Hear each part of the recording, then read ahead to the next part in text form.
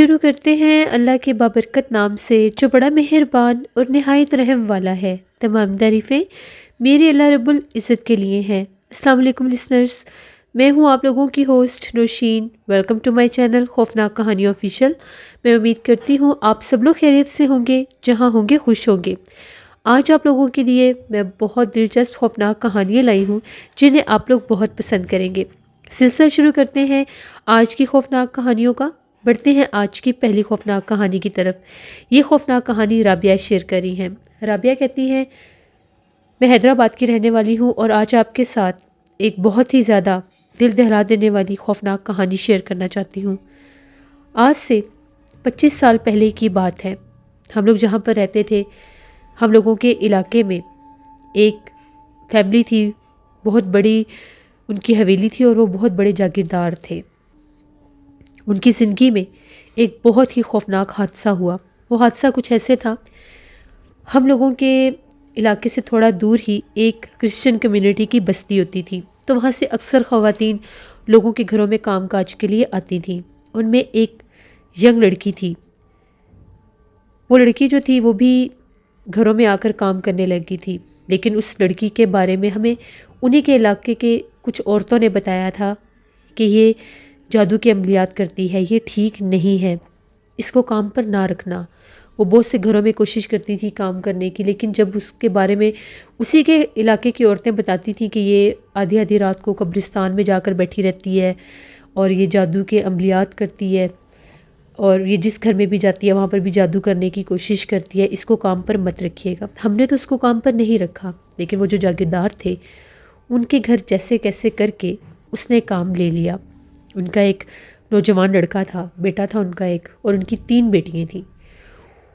وہ جو نوکرانی تھی اس نے یہ ٹارگٹ سیٹ کر لیا کہ میں ان کے بیٹے پر جادو کر کے تو اس گھر میں شادی کر کے آ جاؤں گی۔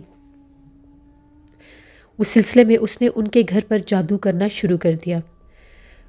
وہ اسی طرح سے رات کو قبرستان میں عملیات کرتی تھی، اور پھر اس کے بعد ان کے گھر میں عجیب و غریب واقعات ہونے لگے۔ ان کی خواتین اکثر محلے میں آنا جانا ہوتا تھا ان کا بھی، ہم لوگ بھی ان کی طرف جاتے تھے، تو جب بھی ان کے گھر جاتے تھے وہ بہت زیادہ پریشان ہوتی تھی۔ تو جب ہم لوگ ان سے پوچھتے تھے تو وہ یہ کہتی تھیں کہ ہمارے گھر میں عجیب و غریب واقعات ہوتے ہیں، ہمیں آدھی آدھی رات میں اپنے گھر میں بچے کے رونے کی آوازیں آتی ہیں، ہمارے گھر میں کوئی چھوٹا بچہ نہیں ہے، جب ہم لوگ دیکھتے ہیں تو کہیں بچہ نہیں ہوتا، کبھی ہمیں اپنے گھر میں سے اس طرح سے بدبو آتی ہے جس طرح سے کپڑے جل رہے ہیں، کبھی اس طرح سے بدبو آتی ہے جس طرح سے کوئی میٹ جلتا ہے، ہمیں کچھ سمجھ نہیں آ رہی ہے ہمارے گھر میں کیا معاملات ہو رہے ہیں کیا نہیں۔ میں نے ڈرتے ڈرتے انہیں بتایا کہ آپ کے گھر میں جو لڑکی کام کرتی ہے وہ لڑکی جو ہے اس کے بارے میں کچھ خبریں ٹھیک نہیں ہیں، یعنی لوگوں کا یہ کہنا ہے کہ وہ جادو کرتی ہے اور وہ رات کو قبرستانوں میں جاتی ہے۔ اسی کے اپنے محلے داروں میں، پڑوسیوں میں جو عورتیں ہیں جو ہمارے گھروں میں کام کرتی ہیں، انہوں نے یہ بات بتائی ہے۔ وہ جو تھیں ان پر جادو کے اثرات شاید ہو گئے تھے یا جو بھی تھا، انہوں نے کہا نہیں وہ تو بڑی مظلوم سی ہے، اس کے گھر والے اس کو اتنا مارتے بھی ہیں، اس کے باوجود وہ کام کاج کرتی ہے، یہ وہ۔ انہوں نے میری بات پر یقین نہیں کیا۔ خیر میں بھی واپس آ گئی، لیکن ان کے گھر میں جب میں جا کر بیٹھی ہوئی تھی تو ان کے گھر میں بہت زیادہ عجیب و غریب ایک بدبو سی تھی، وہ عجیب سی اسمیل تھی، اس کو ڈسکرائب کرنا بہت مشکل ہے۔ کبھی وہ ایسا لگتا تھا کہ جس طرح سے کوئی گلا سڑا میٹ ہوتا ہے، کبھی وہ کچھ جلنے کی اسمیل تھی، ان کے گھر میں ہر وقت وہ اسمیل رہتی تھی۔ محلے داروں نے کچھ نوٹس کیا کہ ان کے گھر میں رات کے وقت چھت کے اوپر ایسا محسوس ہوتا ہے کہ جس طرح سے کوئی عورت ہے اور وہ چلتی پھرتی ہے، رات بھر چھت کے اوپر نظر آتی ہے اور آگ کے شعلے بھی دکھائی دیتے ہیں۔ ان کے گھر میں ہم لوگوں نے بھی جا کر پوچھا، ان کا یہ کہنا تھا نہیں ہم لوگوں کی تو بیٹیاں ہیں اور ہم لوگوں کے پاس ہوتی ہیں، ہمارے گھر کی چھت پر کس نے جانا ہے، تیسری منزل پر تو ہم لوگوں کے نوکر بھی نہیں جاتے۔ ان کے گھر میں ایک بوڑھا بوڑھی رہتے تھے، ان کے وہ خاندانی ملازم تھے، ان کے پاس ہی رہتے تھے، اور وہ لوگ کہتے تھے کہ اماں تو کبھی اوپر گئی ہی نہیں ہے، جبکہ علاقے کے بہت سے لوگوں نے انہیں یہ بات بتائی کہ چھت کے اوپر ایک لڑکی نظر آتی ہے آپ کی۔ اب وہ لوگ بھی تھوڑے سے چکنے ہو گئے۔ ان دنوں میں وہ جو ان کی میڈ تھی جو ان کے اوپر یہ جادو وغیرہ کے عملیات کرتی تھی، انامیکا اس کا نام تھا، وہ کچھ دن آئی نہیں۔ ان لوگوں نے پتہ کروایا تو پتہ چلا کہ وہ شہر سے باہر گئی ہوئی ہے۔ اور وہ شہر سے باہر گئی تھی یا کہاں کچھ نہیں پتا۔ جب وہ واپس آئی تو اس نے ان لوگوں سے یہ کہا کہ میرے گھر والوں نے یہ جگہ چھوڑنے کا فیصلہ کیا ہے، وہ لوگ یہاں سے جا رہے ہیں، مجھے لے کر جا رہے ہیں، میں یہاں پر رہنا چاہتی ہوں، میں آپ لوگوں کے پاس کام کرنا چاہتی ہوں۔ جیسے کیسے اس نے ان کو کہانی سنائی۔ وہ لوگ دل کے اچھے تھے، انہوں نے اس کو اپنے گھر میں ایک کمرہ دے دیا کہ تم یہیں پر رہو، جہاں پر اماں اور وہ بوڑھے بابا رہتے ہیں ان کے پاس رہو، تم کام کاج کرتی رہو، ہمیں کوئی اعتراض نہیں ہے۔ انہوں نے اس کو اپنے گھر رکھ لیا۔ جیسے انہوں نے اس کو اپنے گھر رکھا تو ان کی وہ جو بوڑھی اماں تھیں، انہوں نے 2-3 دن اس کی کچھ ایکٹیویٹیز نوٹ کی۔ وہ رات بھر جاگتی تھی، کمرے سے باہر نکل جاتی تھی، کبھی اس کے ہاتھوں میں کوئی چیزیں ہوتی تھیں، کبھی کوئی چیزیں ہوتی تھیں، اور بڑی ڈری ڈری ہوتی تھی۔ ایک رات وہ جو اماں تھی وہ کیا دیکھتی ہیں کہ وہی وہ جو انامیکا تھی وہ چھت کے اوپر جا رہی تھی، تو وہ اماں چوری چوری اس کے پیچھے چلی گئی۔ جب وہ چھت پر گئی تو وہ کیا دیکھتی ہیں کہ اس نے وہاں پر کوئی بیٹھ کر عمل کرنا شروع کر دیا۔ وہ کچھ پڑھ رہی تھی اور کچھ چیزوں کے اوپر بار بار کچھ لکھتی جا رہی تھی اور ساتھ ساتھ ان کو جلاتی بھی جا رہی تھی۔ انہوں نے جب دیکھا وہ بہت زیادہ ڈر گئی۔ اپنے بال اس نے کھولے ہوئے تھے اور اس کا چہرہ بہت زیادہ ڈراؤنا لگ رہا تھا۔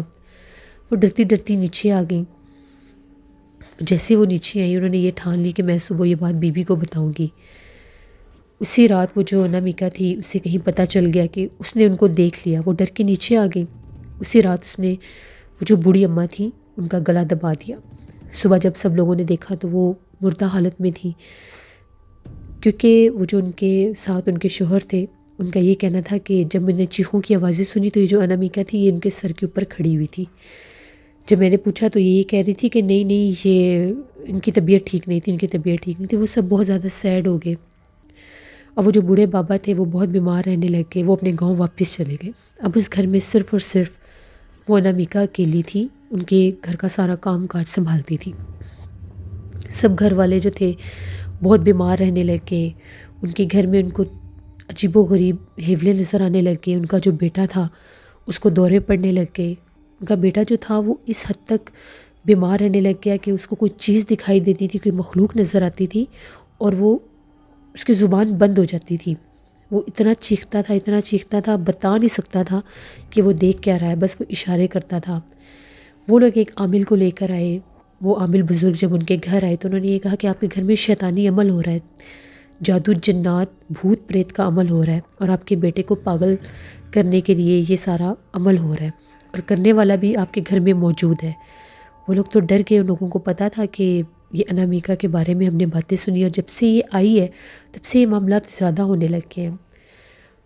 اب محلے میں بھی وہ عورتوں کو پتہ چل گیا ان چیزوں کا، ان باتوں کا، یہ باتیں عام ہو گئی کہ ان کے گھر میں مسئلے مسائل شروع ہو گئے۔ پہلے ان کے گھر کے اوپر ایک عورت نظر آتی تھی، پھر ان کے گھر میں یہ واقعات ہونے لگ گئے، روز کوئی نیا ماجرا ہو جاتا تھا۔ پھر ایک رات ان کے گھر کے اوپر بہت زیادہ چھت کے اوپر سے شور شرابہ سنائی دینے لگ گیا۔ ایسے لگ رہا تھا کہ جیسے کسی چیز کو جیسے آگ لگی ہوئی ہے اور کچھ چلا رہا ہے، چیخ و پکار، بہت زیادہ چیخ و پکار تھے۔ محلے دار بھی ان کے گھر پہ جمع ہو گئے۔ جب ان لوگوں نے دیکھا تو وہ جو انامیکا تھی اس کے جسم کو آگ لگی ہوئی تھی، اور وہ جیسے خود کو جلانے کی کوشش تھی یا جو بھی تھا، بڑی مشکل سے سارے وہ ان لوگوں نے آگ بجھائی، لیکن وہ کافی زیادہ حد تک برن ہو چکی تھی۔ اس کو جب ہاسپٹل لے کر گئے تو اس کا علاج ہوا، بول تو وہ سکتی نہیں تھی، جل بہت زیادہ گئی تھی۔ پھر بھی ڈاکٹر نے جب پوچھا وہاں سے بہت سی پولیس کو چیزیں ملیں جن میں جادو کے کچھ ایسی چیزیں تھیں، ہڈیاں تھیں، پتہ نہیں کیا کچھ تھا وہاں پر۔ وہ جہاں جس کمرے میں رہتی تھی وہاں سے بھی ایسی بہت سی چیزیں ملیں۔ اس نے بتایا، اعتراف کیا کہ میں جادو کا عمل کر رہی تھی اور آج اس کی آخری رات تھی، تو وہ مجھ سے ٹھیک ہوا نہیں، تو اس مخلوق نے مجھے آگ لگا دی۔ وہ بہت زیادہ ڈراؤنی تھی۔ وہ 2 تھیں، وہ دونوں چڑیلیں تھیں، بہت بھیانک تھیں۔ وہ اوپر والے کمرے میں میرے پاس آئیں اور میں ان کو دیکھ کر جب وہاں سے بھاگنے لگی، میں جیسے اس دائرے سے باہر نکلی ان لوگوں نے مجھے آگ لگا دی۔ اس کے بعد وہ جو انامیکا تھی 3 دن کے بعد اس کی ڈیتھ ہو گئی۔ اب ان کے گھر میں بہت زیادہ خوف و ہراس پھیل گیا، وہ لوگ بہت زیادہ ڈرنے لگ گئے۔ ان لوگوں نے اپنا گھر بند کیا اور وہ لوگ شہر سے باہر، ان کے کچھ ریلیٹیوز تھے وہ ان کی طرف چلے گئے۔ اب ان کا گھر بند تھا۔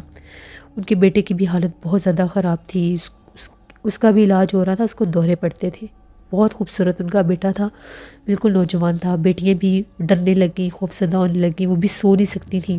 ان کو بھی جب بھی وہ سونے کی کوشش کرتی تھی تو ان کو جنات تنگ کرتے تھے، کیونکہ ان کے گھر میں ان جادو کے عملیات کی وجہ سے بہت زیادہ جنات آ چکے تھے.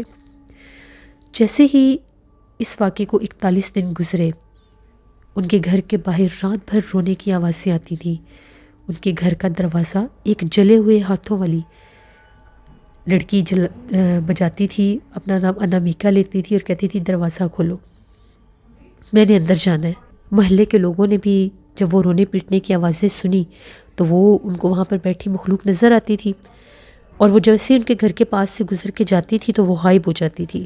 پورے محلے میں خوف و ہراس پھیل گیا کہ یہ کیسے ممکن ہے، وہ انامیکا تو مر گئی ہے، پھر یہ یہاں پر یہ کیسے نظر آتی ہے. محلے داروں نے مل کر امام صاحب سے بات کی. ایک اور مفتی صاحب تھے، وہ آئے. انہوں نے جب عشاء کے بعد جب انہوں نے پڑھائی کی تو ان کا یہ کہنا تھا کہ اس گھر کے اوپر چڑیلوں کا بسیرا ہو چکا ہے، اور وہ چڑیلیں اس کا روپ لے کر اب ان کے گھر والوں کو آوازیں دیتی ہیں، کیونکہ اس نے اس گھر کے اوپر ان کو حاصر کیا ہے. یہاں پر باقاعدہ چلا کیا گیا ہے، جس کی وجہ سے انہی مخلوق نے اس کو مارا ہے.